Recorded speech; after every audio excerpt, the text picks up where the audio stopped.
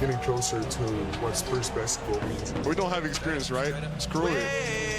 I feel nice to say that we back or nothing, because that implies that we're back from something. He's an alien. Feel like Shaq and Penny got back together. You tore the game apart. Who put it back together? I don't really put any limits on what our team could do. We can beat any team in the league. You're watching NBA Countdown, presented by Lilly. So a little bit of a bummer. No Victor Wembanyama tonight for the Spurs game against the Blazers with that rib injury that he suffered on Monday. It's going to be the 16th missed game for him this season. The Spurs have 2 more games to go in the regular season. So he's got to play in one of the 2 because the big bad 65-game rule rears its ugly head again. Shams Charania is here with us here on NBA Countdown.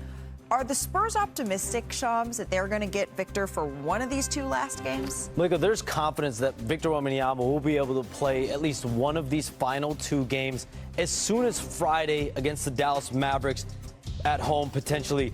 The good news for the Spurs, test showed a bad bruise to his rib, and that can impact his breathing. So right now he is day-to-day, though. He needs to play at least 20 minutes in one more game. The Spurs, Victor Wembanyama, very confident that he'll be able to do so potentially on Friday. Okay, but trouble breathing, that sounds like it could be a little bit scary. So hopefully he's okay and he's able to play. And he's going to get that 1 week. Yeah, he gets that 1 week off, and that's going to be important because we're all wondering ultimately what's Vic going to look like in the playoffs, because he's been sensational in the regular season, and yet he's never crossed that 40-minute threshold. What are you hearing about how confident the Spurs are that that's something he's going to be doing in the postseason? The Spurs are viewing the regular season as a ramp-up period for the playoffs. And anyone that knows the Spurs and their history, it's all about the long-term, the health of the player. And we've known Victor Wembanyama, he dealt with an injury in December that sidelined him a few weeks. And so they're going to be intentionally careful with him anytime he has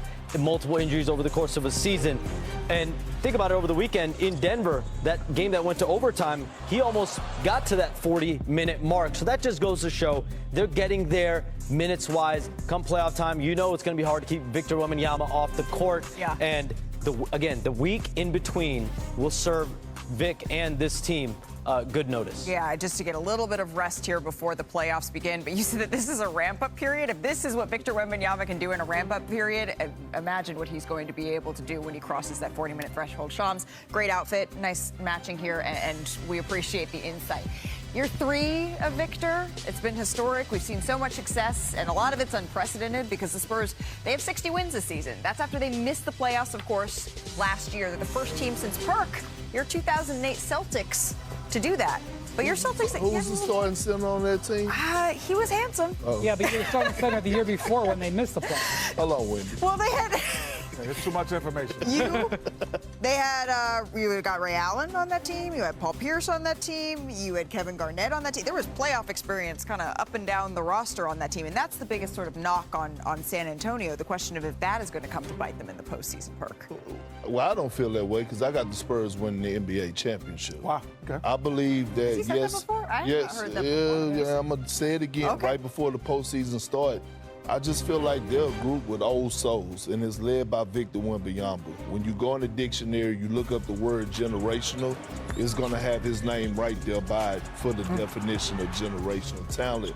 And the way that they play, yes, they're going to have their ups and downs offensively, but the one thing that they're not good, that one area that they're not going to struggle is defensively, because you have Wemby, because you have Stephon Castle.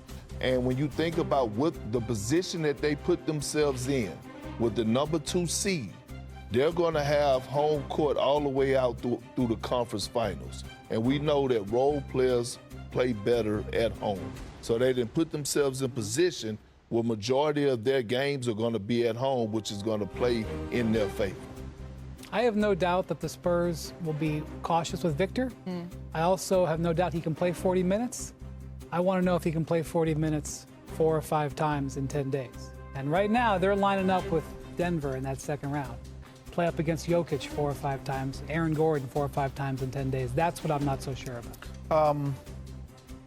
I never understood the logic of, first of all, why would he have to pay 40 possibly if they're beating people easily?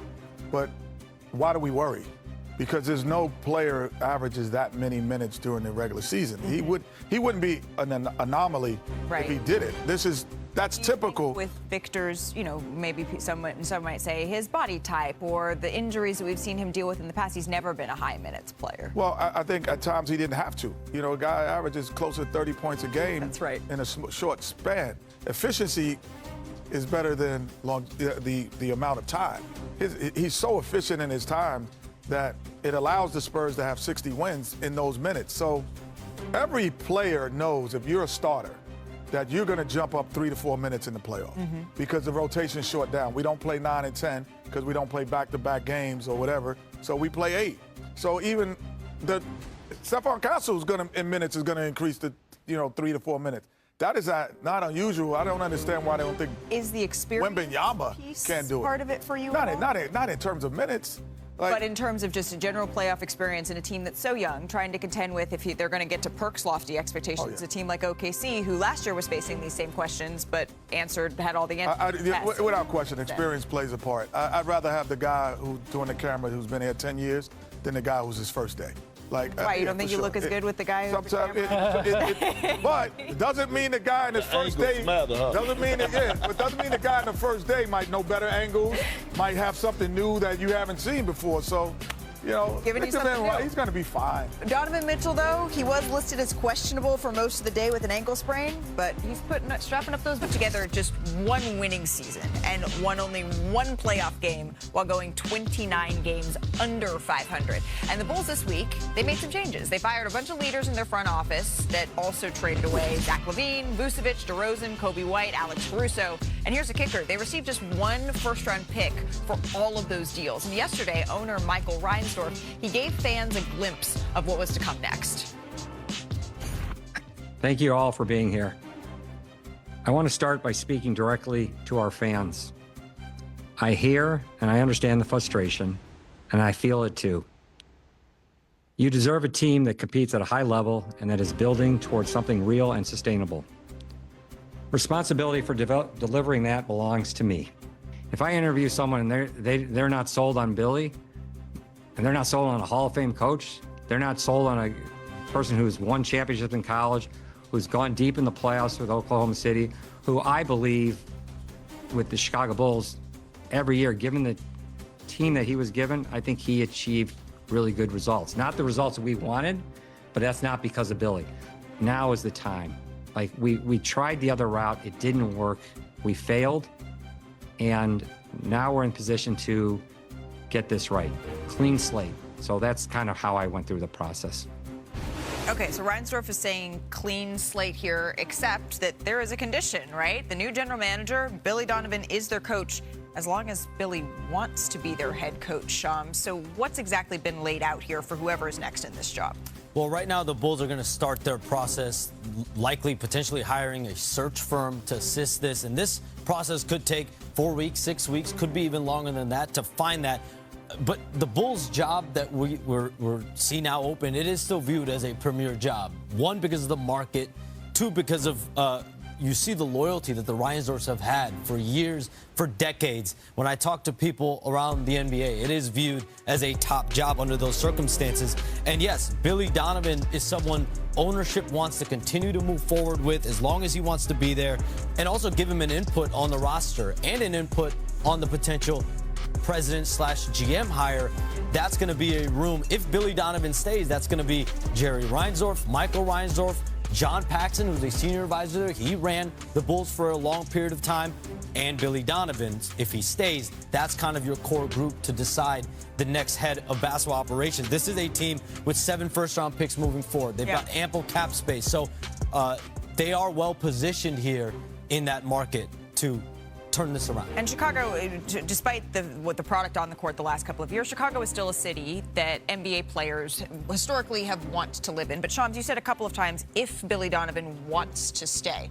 Does he? What have you heard, Brian? Well, I think a couple years ago when the Thunder started this exact same process, they were moving to a different situation. Billy didn't want to be there. Billy didn't want to be a part of the rebuild, and he asked out of his contract. The Thunder let him out of his contract, and he immediately went to a team that was more ready to compete, which was the Bulls.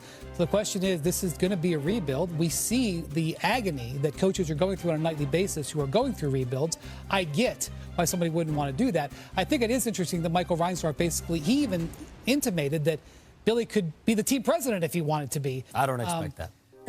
I don't think either, because I'm sure it wasn't the first time it was offered to Billy, and he isn't the team president. So, I think it's just interesting, though. It's very clear they want Billy to stay under pretty much any terms, and we're not sure whether he's going to stay, which says a lot. Yeah, and the big question is, does he want to? As you pointed out, he didn't want anything to do with the rebuild in Oklahoma City. It was a quick rebuild, but he didn't want anything to do with that.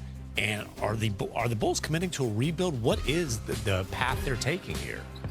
Yeah, I mean, that's obviously going to be the direction of the next general manager, the next president. But like Billy Donovan, especially under this job market that we're going to see with several openings over the next few weeks, is there a job that Billy Donovan wants elsewhere? Does he want to say? These are all the questions that he's going to have to answer. But I do expect Billy Donovan, the Reinsdorfs, all to sit down come Monday when the bull season's over, Monday, Tuesday when the bull season's over. And I would expect a quick decision for Billy Donovan. Everyone that knows him knows how much he cares about the organization and how professional he wants to handle it as well. So we expect at some point over the next week or so, there's going to be a resolution on Billy Donovan one way or another.